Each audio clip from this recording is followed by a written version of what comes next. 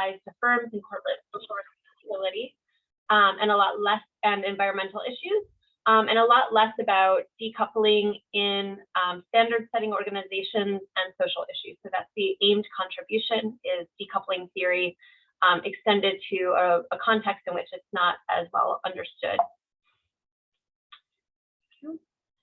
So to bring us that we're all, I think, on this panel talking about decoupling to kind of situate us a bit. In general, decoupling is when a single actor's claims differ from actions. The outcomes that we study might be tight coupling, where actions and claims are really close, or loose decoupling, where there's a lot of space. They might be contingent or dependent on other factors, selective, where there are pieces that are coupled and pieces that are uncoupled, or partial, where some piece of it is coupled and another piece is not. The processes that we're talking about are coupling, or bringing together actions and claims, decoupling, where they become further apart, or recoupling, where they used to be close together, took some space and are coming together again. The theorized drivers of coupling are at multiple levels of analysis. External, so in the context of global value chains, pressure from civil society, state, market, peer organizations. Internal, meaning shifts in information or process or culture. And individual level drivers might be strategies, ideas, heuristic biases or psychological components, or interpersonal dynamics. The research in the context of global supply chains and sustainability and human rights outcomes often focuses on multinational firms as the actor, and CSR claims versus actions, or green claims versus actions, which we call greenwashing, as the loci of discrepancy. I'm focusing on voluntary sustainability standard setting organizations, which I term VESOS. We all know what these are. Most of the research on VESOS, pardon the really sketchy figure here, is focused on the mission of an organization and then the standards that they set. Why is there a race to the bottom? If you want to solve poverty, why not have a standard that really addresses poverty? And the second line of research is about why suppliers, factories and farms, claim that they comply with codes of conduct or voluntary standards, but then actually on the ground they do not. So sometimes this is termed as standards versus the reality on the ground. That set of research points to many determinants of supplier decoupling are influenced by, influenced by the VESOS themselves. That's the typo. So when we ask why aren't suppliers doing what the standard says they should do, there are a lot of reasons that are in the control of the VESO, the standard setting organization. So my research aims to generate a third line on this topic of why voluntary standard setting organizations set standards that might be rigorous, but then they don't make the efforts to implement them. So they don't support suppliers, they don't collaborate with buyers, they don't guide auditors, and they don't sanction non-compliance. So those are all things that a VESO could do to implement a standard, and they might not. So what I'm interested in is the actor of VESOS and the gap between a standard and then all of those implementation activities, which I sometimes refer to as an implementation gap. So the theoretical gaps or the research questions driving this are: why set high standards and then not support their implementation? What features distinguish cheap talk or just window dressing from aspirational commitments of we're getting there, we're getting there? What are the benefits and risks of overpromising or stating high claims and under-delivering or not implementing them? When should watchdogs expose those gaps between the talk and the walk? So that question means, is it always beneficial to better outcomes to expose or to point attention to the times when VESOs don't do what they say they're doing? Why do organizations face seemingly similar external realities? Why do organizations that are facing seemingly similar external realities have different coupling processes and outcomes? So if we see external factors that all appear to be affecting organizations the same way, why are the coupling outcomes and processes unfolding so differently? What's going on there? And how do drivers at different levels of analyses, we said there are external, organizational, and individual drivers, how do they interact with each other and over time? There's a fair amount of research on decoupling that takes a static snapshot but less examine longitudinal. And there are many that focus on one set of drivers, but less research that looks at how different levels of analysis interact over time. So my goal in part is to contribute to understanding in both longitudinal analysis and multiple levels of analysis in this study. The case that I'm looking at is living wage standards versus implementation. What you see here is an email I received recently from Fair Trade International, and I've highlighted that they say that they use the words, a decent standard of living is a human right. Fair trade is working to change this. And this is meant to illustrate that fair trade, a VESO, suggests in its marketing that it's ensuring a decent standard of living. In fact, very, very few fair trade farmers and workers are receiving what would be considered a decent wage or a living wage. And fair trade is the forerunner in this.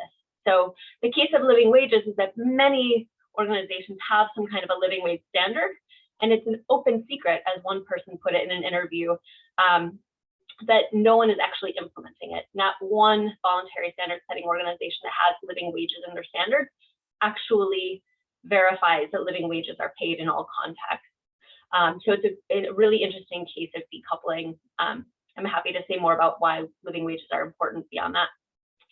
I look at 5 VESOs that are all members of the Global Living Wage Coalition, and they're all ICO members or have been.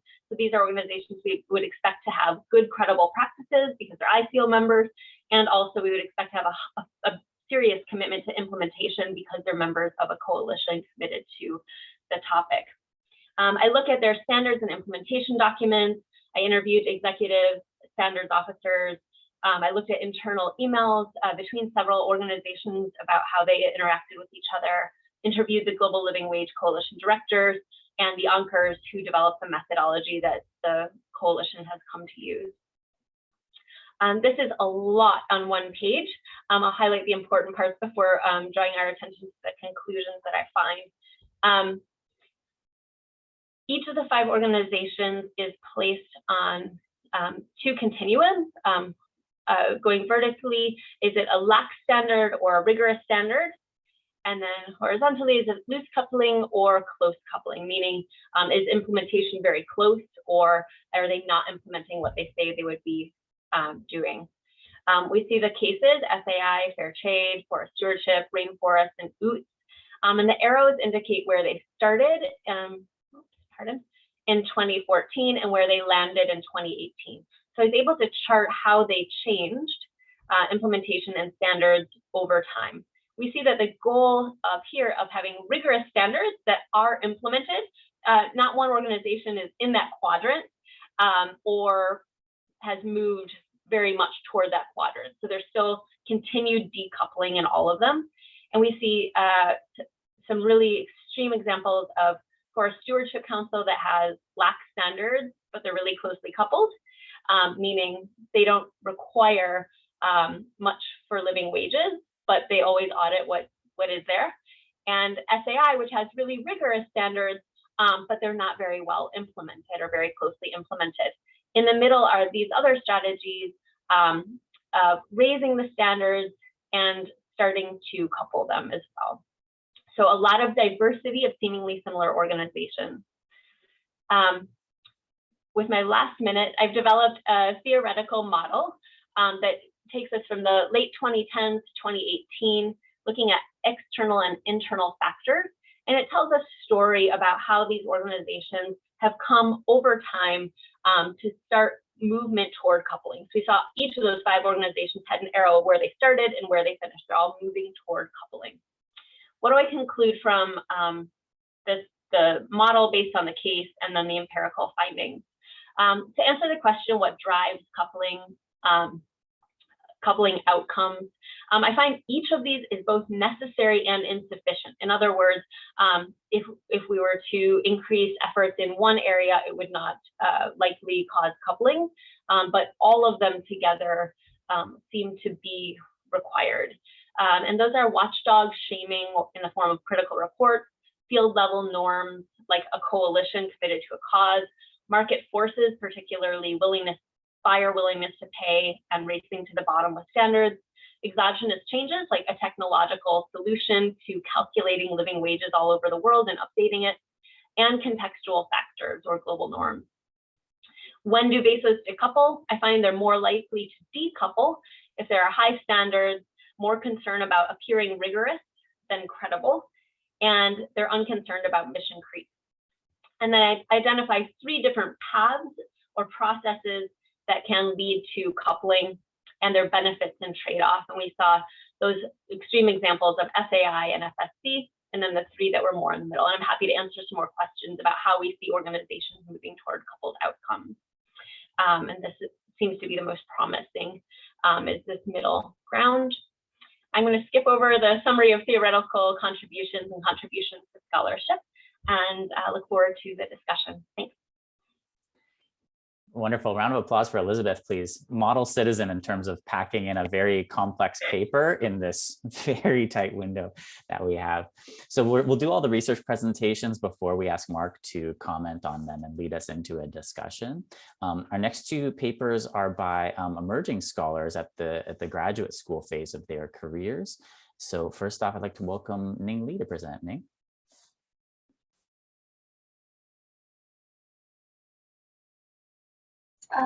So hi everyone, can you all see my screen here? Good. So let's get started. So first I want to say thank you for giving me this opportunity. It's a great honor for me to share my research here today. So the topic is called Work in Silos, Purchasing Practices and Labor Violations in Global Electronics Industry. So let's get started from an overview of this paper.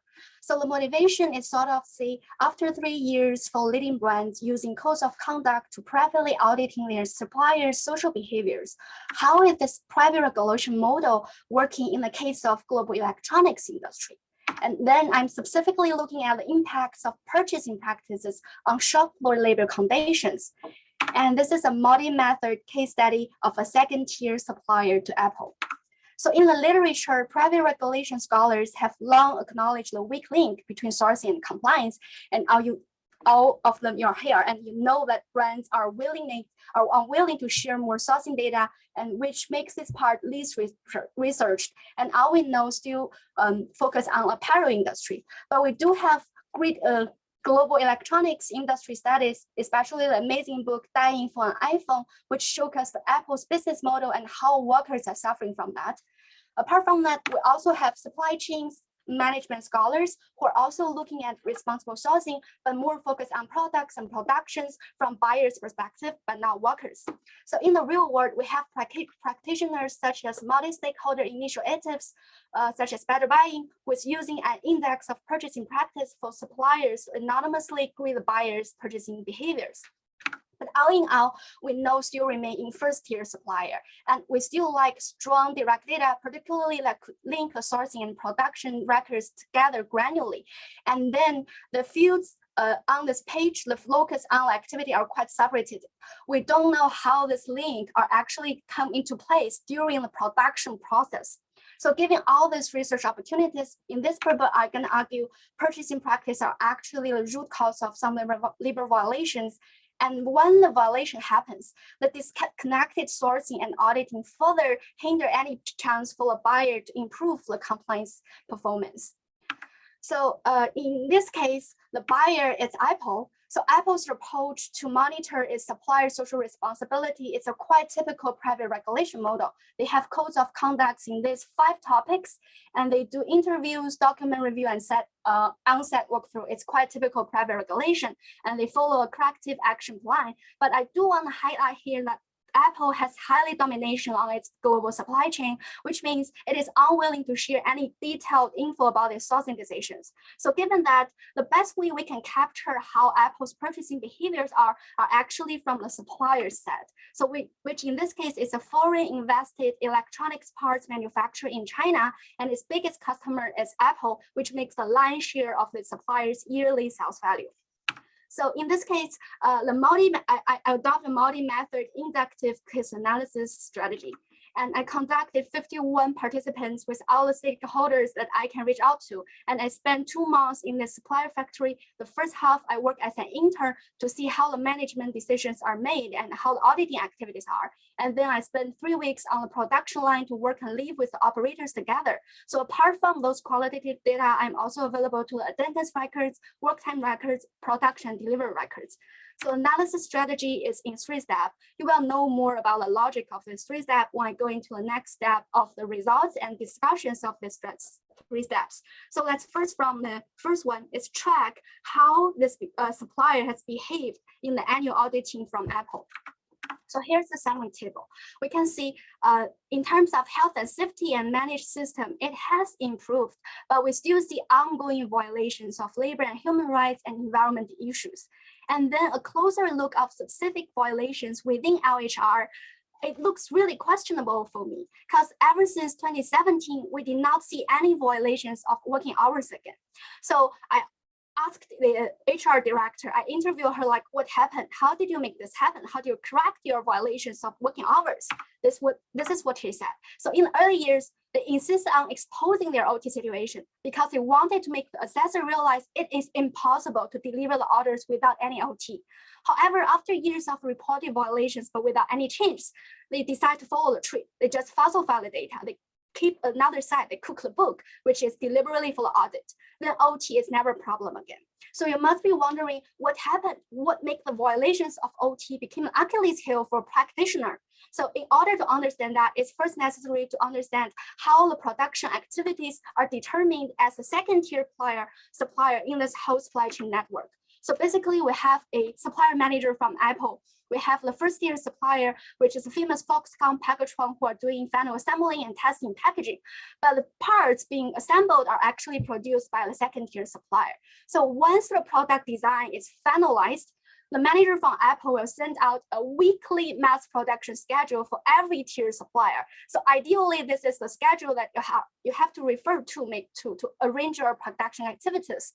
And once the actual production is reported to a production manager and a second tier supplier, it became the inventory of the supplier. And then Apple will notify the second tier supplier how many pieces shipped to the first tier to be assembled each week. This is the actual delivery. So in sum, we have MPS is how much Apple demanded. We have the production data, which how many actually produced. And then the delivery data is how many actually Apple purchased from the second tier supplier. So the rest of this paper will using these 3 sources of data to document the in-house activity of the second tier supplier. So as a line graph here shows, we see a really steady increased forecast demand, but actual purchase is highly fluctuates week by week. If we further put the production data and the purchase data together, we can see a clear time lag, which means the production strictly follows the ups and downs of the production data, of the purchasing data. So which is as a result accordingly fluctuated. And how fluctuation could be. So this is a week-to-week change comparison. We can see it ranged that it could be 1.5 times of previous week, and it could also be 88% decrease compared to the previous week. So what is the impacts of this high volatility on labor? The first one is excessive overtime. So on the paper, the code is 60 hours a week, 1 day off every 7 executive days. So notably, it's already violating the local China labor law. But in reality, based on my experience, the production line is actually 24 hours on, which consists 1 day shift, 1 night shift. For each individual worker, you have to work 11 hours per shift and 60 hours per week. And for the whole production line, so aggregate the labor hours input together per week, we could also see that labor hours is also strictly follow the volatility of purchasing practice in green line. And the Pearson correlation show that the labor hour is highly correlated with the same work purchased and even higher correlated with previous week's purchase, which means how for the supplier, how many has been bought by Apple last week highly determine the next week's labor activities.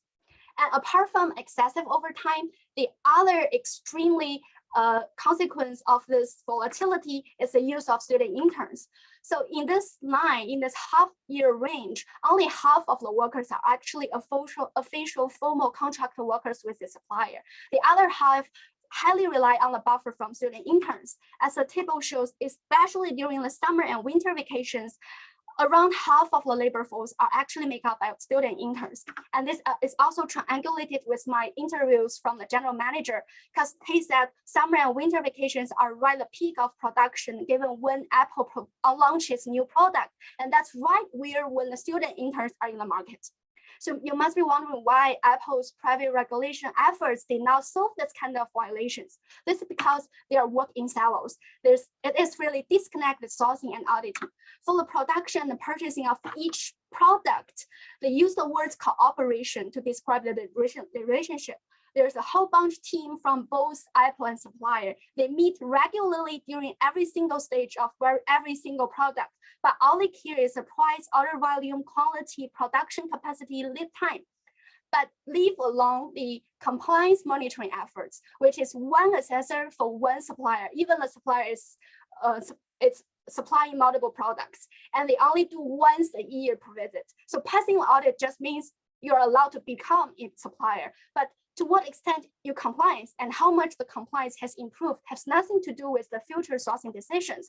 So the compliance, the supply responsibility team is working in another silo, and the whole efforts are apparently disconnected. So, and even the sourcing decisions from Apple itself could be the violation, contribute to the violation. So this is during the down meeting, Apple's manager just directly asked to use a stopwatch to retest because he want to cut down the labor cost of the whole cost proposal. So to sum up, so far I have shown volatile purchasing practice are actually root cause of labor violation, especially in the forms of excessive overtime and use of student interns as buffers. And this uncoordinated efforts between auditing and sourcing further constrain the possibility for suppliers to improve its compliance. So we call for more coordinated sourcing and compliance within the buyer itself. And also we want more credits given to auditing results in the terms of more substantive beneficials of the orders, such as order volume, lead time, price negotiation, and contingency. Thank you. Hopefully I'm being wonderful. Thanks so much, Ning. Yeah, it was a blitz to the paper, but really impressive research. A round of applause for Ning, please. Thank you. Let me just scroll to the paper towel. Yeah, finally we have Sazid from the London School of Economics presenting. Sazid, can you take the stage? Hiya, just give me a moment. Great. Can you see my screen? Okay, brilliant. Then I'll begin. So, hi everyone, I am Sazid Ahmad, and I am working on a paper with my co-authors, Dr. Chunyun and Dr. Sarah Ashwin. As you can tell from the title of the paper, that our focus is on a more proximal processes within global supply chains as opposed to the rest of the literature.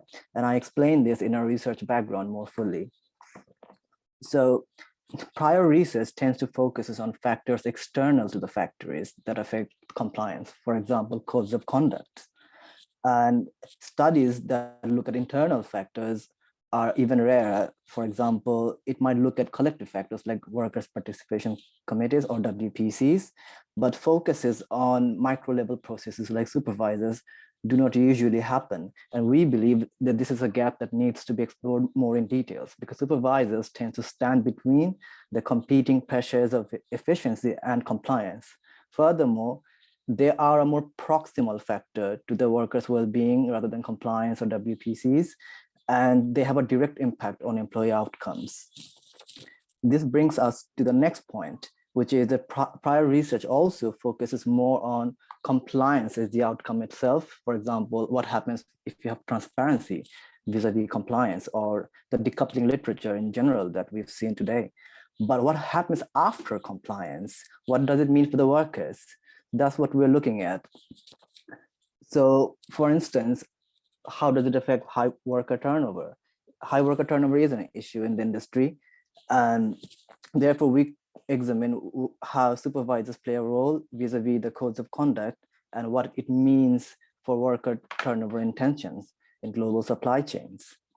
And To explore this, we borrow a theory from the organizational behavior literature called the affective events theory.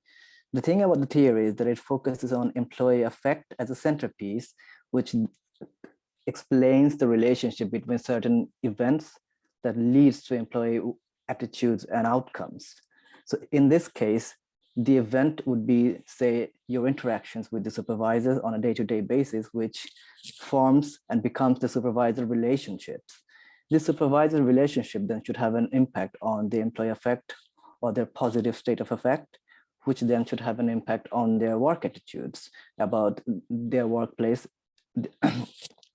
which is basically their job satisfaction. And then this should have an impact on their judgment-driven behaviors, such as turnover or turnover intentions. The another thing about this theory is that though it focuses on proximal processes, it also acknowledges the environmental features. Now, environmental features could mean, say, your wage levels, but in the case of global supply chains, it also means the codes of conduct or the existence of WPCs. So we look at these theoretical models nested within this environment. So what are our hypotheses? We have 4 hypotheses in total. The first one is the direct effect that we discussed. So it's the supervisor relationship impacting turnover intentions. The second hypothesis looks at the relationship between the internal factors, the supervisors, and how it interacts with other factors like the compliance or WPCs. And we posit in this paper that in the absence of WPCs or compliance, supervisors should become even more important for employee outcomes. Therefore, there should be a substitution effect when the interaction happens. The third hypothesis is the core process model established in the framework, which is that affective events like supervisor relationship should have an impact on employee affect, which then should have an impact on their job satisfaction and then ultimately turnover intention. It's the serial mediation model. That's the third hypothesis. The fourth hypothesis takes this model, but also sort of compares between the proximal processes and the environmental features I spoke of earlier. So the idea is that if supervisors are most proximal to the employees, then they should have a stronger indirect impact on turnover intentions compared to WPCs or compliance. So the mediation index for the serial mediation for supervisors should be larger than the other two, that is compliance and WPCs. So we have 2 hypotheses here, the second and the fourth one, that builds on and slightly goes beyond AAT here. So the data and the measures. So the data was originally collected as a part of a wider research conducted by Naila Kabir, and the data has more female than men to reflect the working conditions of garment factories in Bangladesh. The main IV was supervisor relationship, and it was measured using items such as my supervisor respects me, does not use bad language, etc. The first mediator, positive affect, was measured with items such as how do you feel in the workplace normally, proud, contented. So job satisfaction was measured with an overall questions about their satisfaction with the job. However, we asked this question also after asking questions such as, oh, what is your satisfaction with health and safety, with building safety or fire safety, which are serious issues in garment factories in Bangladesh. So the overall question is also reflecting all these dimensions. And the question of compliance, it was measured from the perception of the workers in the context of codes of conduct. We asked them whether in their perception of the factory was compliant or not, and the answer was either yes or no. This sort of reflects from their perception if the compliance is happening or not. But we also followed this up with an independent measure. That is, if the factory itself was affiliated with compliance mechanisms, codes of conduct, that is, like Accord Reliance, which is present in Bangladesh garments factories. So it formed, it sort of acted like a robustness check to the perception. And WPC was measured with a dichotomous question, again, yes or no, and the don't knows were converted to no's. And the main DV, which is turnover intention, it was measured with a 5-point scale asking whether they had any intention to leave the factory in 12 months. And we controlled for things like age, gender, perceived factory size, monthly wage plus overtime, and so on. So here is a brief look at the descriptive statistics. I'll just make quick 2 points here. That firstly, the employees tend to be on the, that is our respondents, on the younger side. The other point is that most of the variables, especially the positive ones, tend to be sort of a bit high above the average of the scale. For example, I highlighted supervisor relationship, which was a 5-point scale. And this is the correlation table, just a quick look at most correlations tend to be significant and in expected directions. So the results. So this table summarizes the first 2 sets of hypotheses. So hypothesis 1 is marked in top left corner. So it's the direct effect of supervisors on turnover and tension, and it was significant. So hypothesis 2 was broken into 2 subdimensions. The first one was the interaction with compliance, which was not significant. You can see it in the bottom right corner.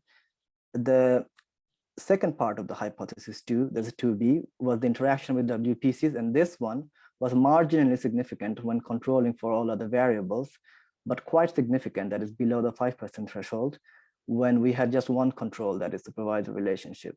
And we sort of see this in the next graph in this slide, that the substitution effect is indeed happening, meaning in the absence of WPCs, supervisors have a stronger relationship on turnover and tensions. So the third hypothesis, if you recall, was a serial mediation starting from supervisors all the way to turnover and tensions.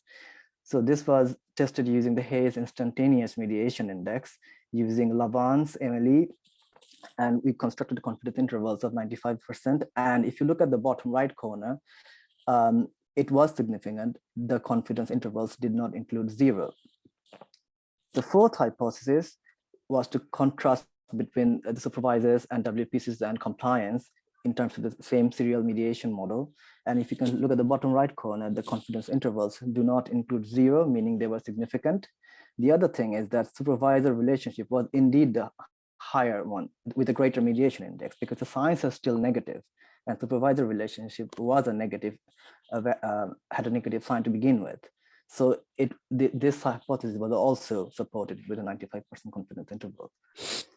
So the final discussion of our findings is that, firstly, the findings do support the theory that the overall impact of affective events such as supervisor relationship directly and indirectly affects turnover and tension.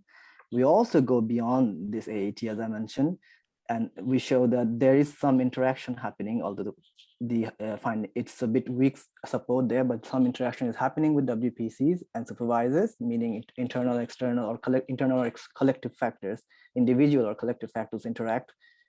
And the proximal processes like supervisors have a stronger impact than more distal factors like WPCs or compliance. And so supervisors are more important above and beyond these factors. That's something that we need to more explore, and we've shown in this paper. And just a quick note that, as I mentioned, we sort of use a robustness check with Accord and Alliance, and we were able to replicate the findings. So we have that independent measure also confirming the same thing as well. And with that, I conclude our presentations. Thank you all for listening. Thanks so much, Sazid. Yeah, round of applause, please. It's great to hear from new scholars advancing the field in this presentation. So with that, I'd like to hand over to our discussant for today, Mark Anner. Mark, we have 24 minutes left in the session, so don't go crazy, but you know, we have some time, and love to leave like maybe 15 minutes for questions, or at least 10 minutes. Go for it. Okay, good. Great. Thanks, Greg. Thanks all of you. Really, really fantastic presentations and papers. Really exciting work, great findings, and wow, just really great rigorous methodologies. So thank you for all of that. I'll take the papers in order. I'm gonna try to do this quickly. I'm also very happy to have follow-up conversations with folks, because there's just so much richness in all of these papers. I'll start with the Elizabeth paper. Really, as I said, great, as all the work is excellent work. Very carefully developed research, very comprehensive literature review I found too, so I enjoyed that part of the paper. So here's just a few, and the finding, the conclusions that these internal and external drivers, how they interact over time, was very convincing and well established. A few quick reflections. I'm so glad you tackled this issue of living wages. It's such a crucial issue. It's also tricky in a lot of different ways, as you know. So it did make me think of, how does this coupling, decoupling with an issue such as child labor differ?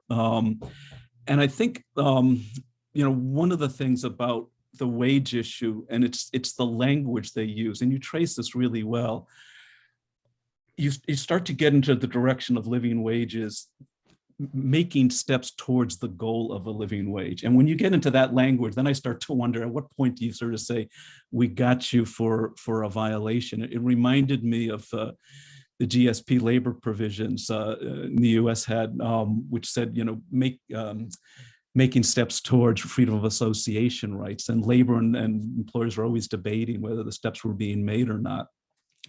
So we don't see language that I saw that we commit to paying a living wage now as defined by the anchor method. I was wondering though, with all of this, if we're sort of getting a convergence towards the middle of this, and I want to say a bit more why that might be happening. The other point is, you very rightly state that this is so much is focused on the buyers, the MNCs. And it's interesting in your diagram that it's these, I'll call them CSR programs, the VESOS, I think as you put them, which is a great term. They're so front and center, but I did wonder, do we need to bring back that buyer role a bit more? I mean, to what extent are these programs doing what they're doing between their, coupling, decoupling, because this is their own inclination, or what are they doing because this is what the ones that are paying for their services want them to do? So that role, I thought, could have been teased out a bit more.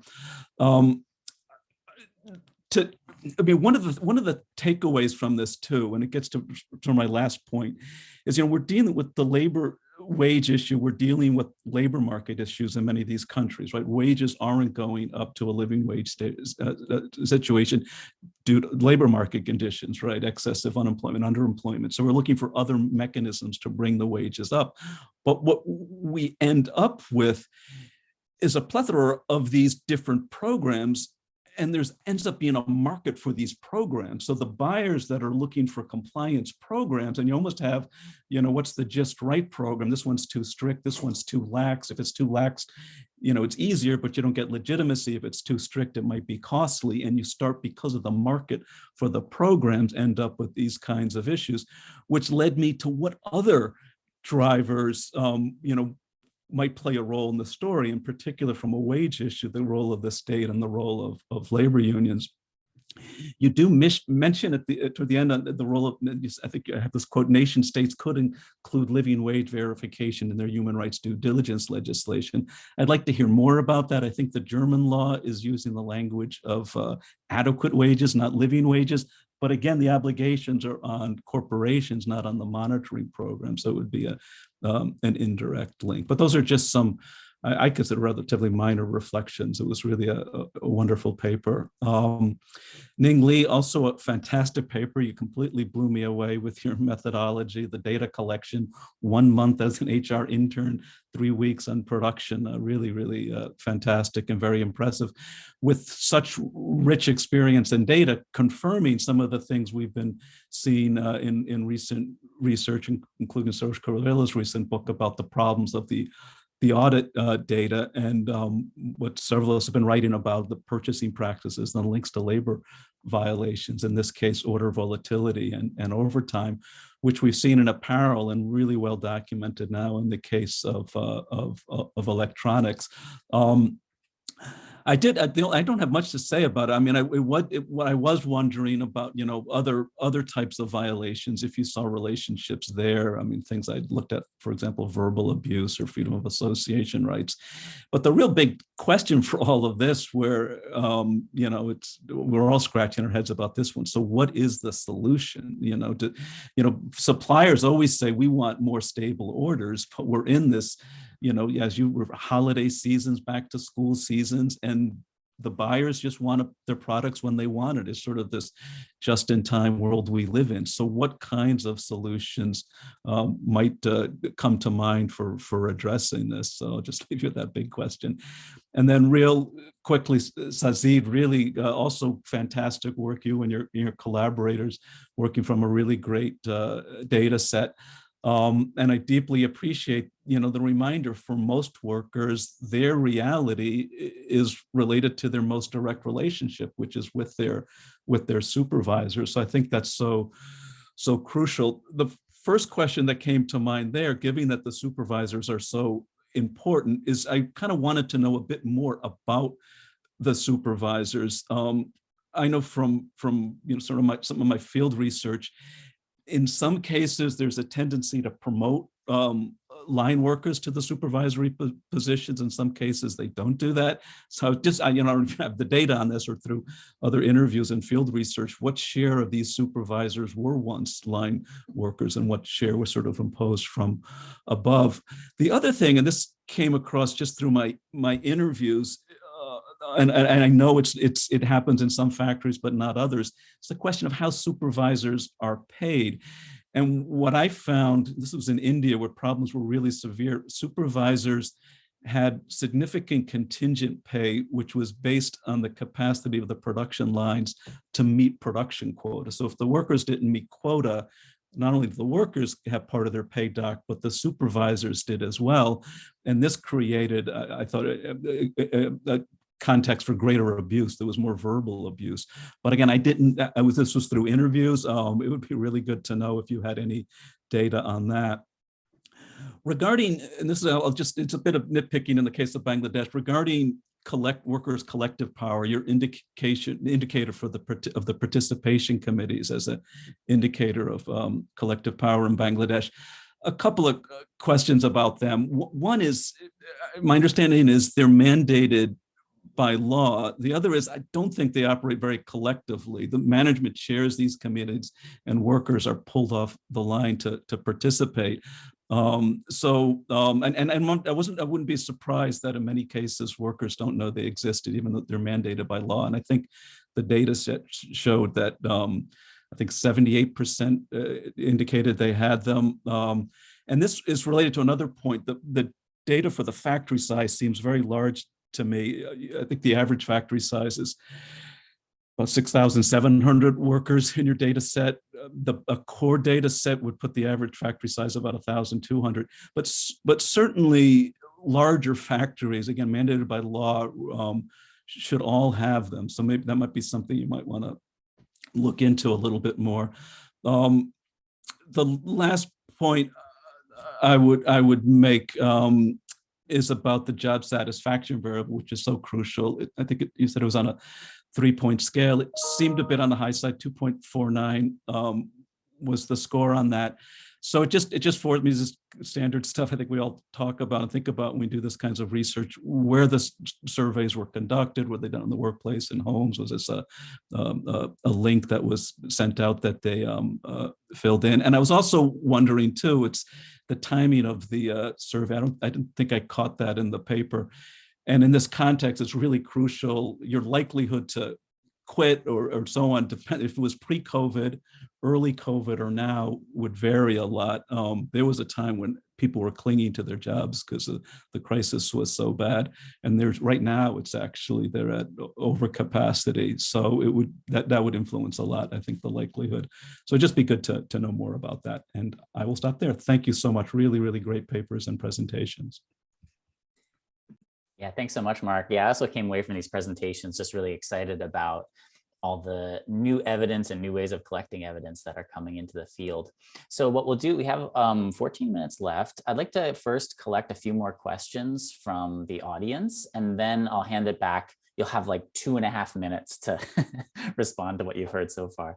So if you want to, if anyone has a question, you can raise your hand. You can drop it into chat. Does anyone have questions that they're sitting on?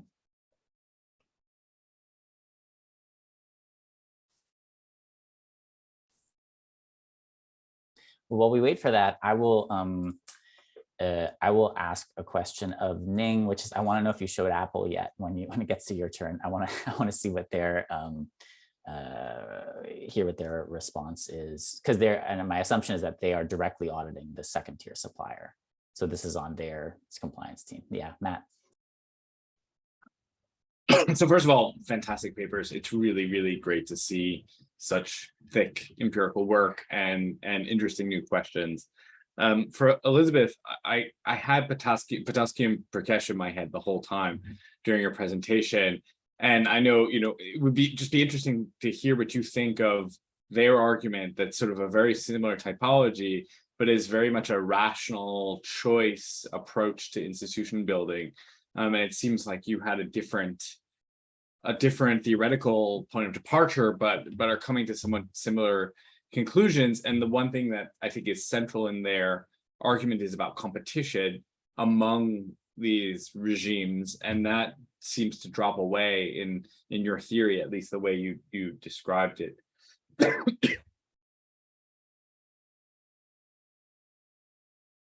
I'll give space to others, and I'll cough on mute.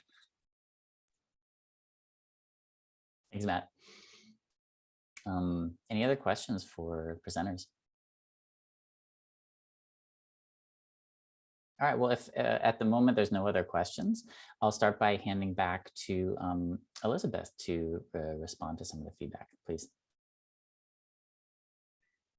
This is I'm so interested and impressed by the other panelists and really excited about your research and really appreciate the comments and questions. I think part of, Mark, with your comment about the role of buyers and buyers, as we saw in the second presentation, needing to change their purchasing practices in order to make a difference, needing to be willingness to pay in order to pay living wages. I think that part of what didn't come through in the paper presentation, but is an underlying implicit idea I have, is that when voluntary sustainability standard setting organizations first emerged with fair trade in the late 1980s, part of their explicit responsibility and commitment was to build a market for ethical goods and to go to buyers and explain how to market, when to market, how to manage fair trade as part of a marketing tool. Over time, I've seen fewer and fewer VASOs engage in this and put fewer and fewer resources toward that sort of collaboration with buyers. So part of my argument is that VASOs have a responsibility to build markets for living wage produced goods, and they've done very little of that. There's very little emphasis on some labeled goods pay living wages, others don't look for living wages. And so I think, the counter argument, of course, is that an international non-governmental organization can't tell a major holding company to just shell out more money and expect it to happen, right? So I get that. But I really wanted to put some more of the onus back on sustainability organizations. With your comment or a question about the human rights and due diligence and living wage possibilities, this is, I think, one of the reasons I started this project was because I saw in the HRDD regulations that are being rolled out a real interest in some way to verify that global supply chain actors were paying living wages and to build that in. So what I've seen so far in the OECD guidelines in Germany, in the EU guidelines that came out in February, was language about verifying a decent or fair wage, but no action on how to engage that. So my hope is that as energy around living wages for human rights and due diligence builds, there will be a push to see which of these VASOs are ensuring it, and an impetus and incentive for VASOs to move toward living wages, because it will help bring brands into compliance with the HRDD. So, I mean, for me, I think this is a critical juncture in which living wages could be built into HRDD and built into VASOs in a way neither have ever been before, where there is a methodology that states, international organizations, the ILO is all looking toward the Anchor methodology. We've never had that before. So I feel actually incredibly optimistic that this is a big moment for living wages. And then to the question about potassium Prakash, the rational choice and competition, I think that there's more toward the story that is about organizational identity and whether an organization identifies itself as a standards front runner, as a front runner on credibility and which industries that they're working on. So it's challenging to do living wages in textiles because there's a lot of movement there.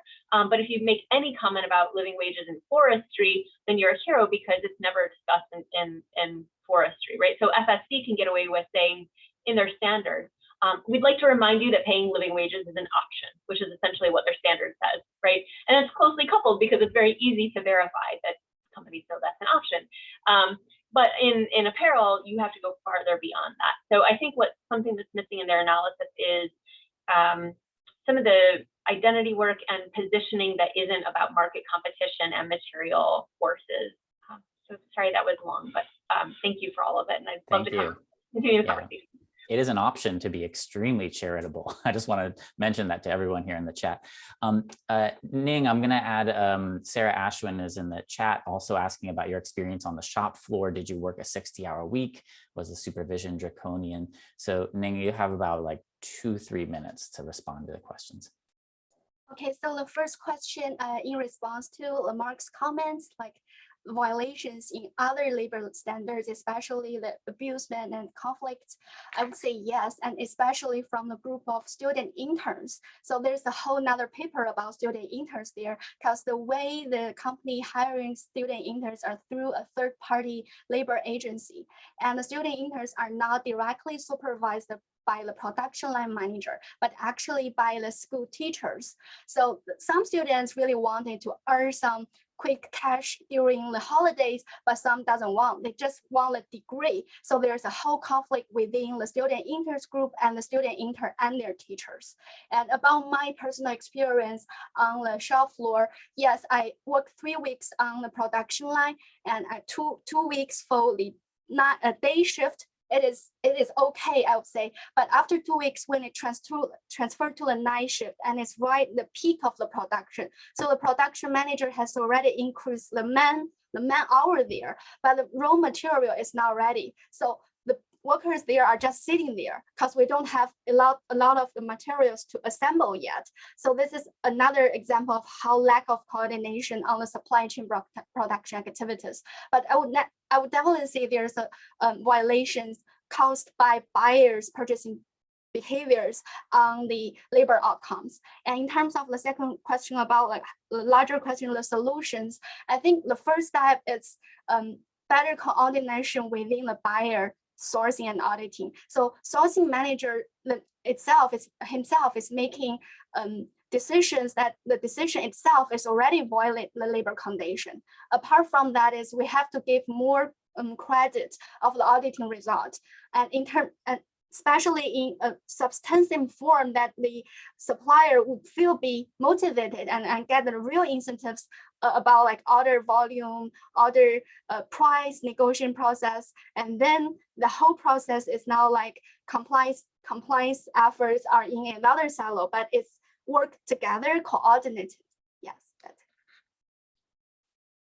Great, thanks so much. Sazid.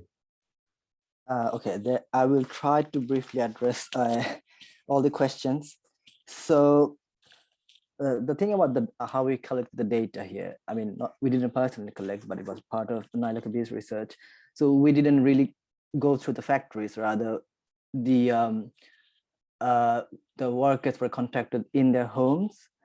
So there are like, industrial districts around close to Dhaka, but not necessarily there. It was to ensure anonymity is there. So we couldn't get a lot of information about, say, the supervisor or the manager side of things. There was a survey targeted towards management as well, but we didn't really use that data there. But I think possibly there was a small overlap between some workers could be matched to management, but it was small, so couldn't tap into that. So unfortunately, that side is a bit missing from here. It would make our paper even stronger if we could include some more information there. And some of the things, so, and the thing you mentioned about, verbal abuse, contingent pay is, I think, is a good point in general. And I think there's some studies out there that actually shows that this is happening. And this is something also we've noticed in our, also a case for why supervisors are important to look at. And as to the point about WPCs, so the two things I'd like to say. One is that all the different descriptive studies or descriptive statistics or the general regressions we ran always showed that WPCs. So there was another measure that I didn't introduce in the study, which is called WPC index. It kind of looks at what the workers think of the effectiveness of the WPCs. And by that index, it was significantly related to, say, job satisfaction or other measures. And so Naila Kabir's paper also talks about how they did some focus group discussions with the workers to get some qualitative intake. And they did say, so they reflected one of the points in that the WPCs can be a tool for management and that you can't get much done. But on the other hand, they did say that they were able to get some of their issues through the WPC, who were then able to talk to management and get some resolved. But I think the caveat here is that issues like, oh, maybe soap or tap water or the filter, like these things need to be fixed. So it was usually low maintenance issues, not controversial issues. So there's a caveat there, but possibly that could be a reason why we had marginal significance, for example. So that's what I can say for the WPCs. And another thing is that because we went through the workers and not the factory itself, like you pointed out the factory size thing. So I was also wondering, I was discussing with Chunyun whether this could be a distraction because it's perceived factory size. So the workers were asked, what do you think the size is? So obviously the numbers aren't exactly representative, but I felt that there's still logic in that their perception of how large it is should still be a significant relationship. So it was a useful control and it was significant. That's why it was added, but yes. And it was a good point about job satisfaction in general, that it is indeed a bit high. And perhaps that's raises a question mark. And I'd have to think more about what the implications are. Maybe Chunyun could add something that I've missed. I don't know. Yes, the surveys were conducted in 2018. And you can also read Naila Kabir's paper, I think published in 2020, if I'm not wrong, which uses a similar data set or same data set and some more studies on this, would be a useful complement. Yeah. Thanks so Thank you much. all. Wonderful responses. Thank you. 2018 feels like 100 years ago to me right now. Thanks, everyone. This was really a fantastic start to the series. I want to encourage other attendees to, if you had questions you didn't get to discuss, to reach out to the authors and engage them outside the context. So final round of applause. And we are back in 15 minutes for panel number 2. So I hope to see many of you then. Bye-bye. Great. Thanks, Greg.